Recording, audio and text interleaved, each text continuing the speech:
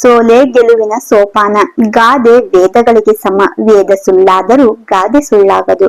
ಈ ಗಾದೆ ಅರ್ಥಗರ್ಭಿತವಾಗಿದೆ. ಮನುಷ್ಯನ ಜೀವನದಲ್ಲಿ ಸೋಲು ಗೆಲುವು ಬೇವು ಬೆಲ್ಲದಂತೆ.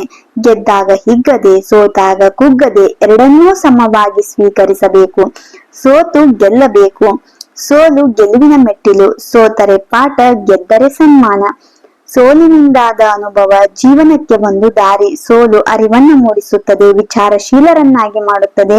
ಯಾವ ಕಾರಣಕ್ಕೆ ಸೋತೆ, ಏನು ತಪ್ಪಾಗಿದೆ, ಹೇಗೆ ಸರಿಪಡಿಸಬೇಕು ಎಂದು ವಿಚಾರ ಮಾಡುವಂತೆ ಮಾಡುತ್ತದೆ. ಶ್ರಮ, ಶ್ರದ್ಧೆ, ಛಲ, ಆತ್ಮವಿಶ್ವಾಸವನ್ನ ಸೋಲು ತಂದುಕೊಡುತ್ತದೆ. ಜಗತ್ತಿನಲ್ಲಿ ಅಸಾಧ್ಯವೆಂಬುದು ಯಾವುದೂ ಇಲ್ಲ.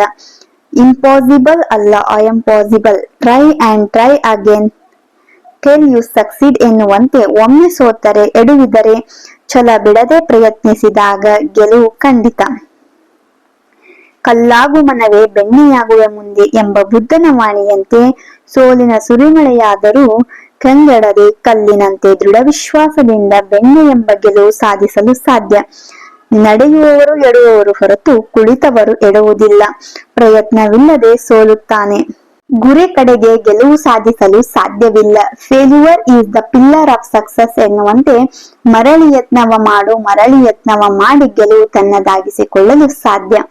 ಮಹಾಭಾರತದಲ್ಲಿ ಪಾಂಡವರು ಜೂಜಾಟದಲ್ಲಿ ರಾಜ್ಯವನ್ನೇ ಕಳೆದುಕೊಂಡರು.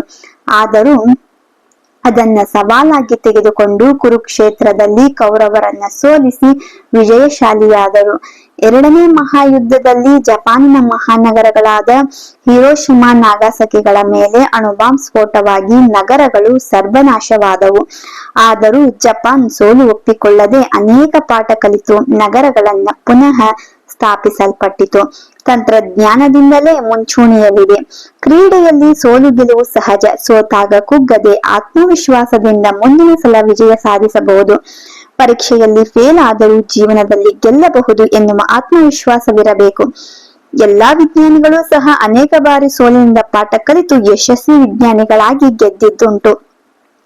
ಎಲ್ಲಾ ಸಾಧಕರು ಸಹಿತ ಒಮ್ಮೆಲೆ ಸಾಧಕರಾಗಿಲ್ಲ. ಸೋಲಿನಿಂದಾದ ಅನುಭವದ ಪಾಠವು ಅವರನ್ನ ಸಾಧಕರನ್ನಾಗಿಸಿದೆ. ಸ್ವಾಮಿ ವಿವೇಕಾನಂದರ ಪ್ರಕಾರ ಸೋಲು ಪ್ರತಿಯೊಬ್ಬ ಮನುಷ್ಯನನ್ನ ಕ್ರಿಯಾಪ್ರವೃತ್ತನನ್ನಾಗಿ ಮುನ್ನಡೆಸುವ ಶಕ್ತಿ. ಮನಸ್ಸು ಪುಟಿದೇಳುವ ಚೆಂಡಿನಂತಿರಬೇಕು. ಕೆಳಗೆ ಬಿದ್ದರೂ ಬೇಗ ಮೇಲೇಳುವ ಶಕ್ತಿ ಮನಸ್ಸಿಗಿರಬೇಕು.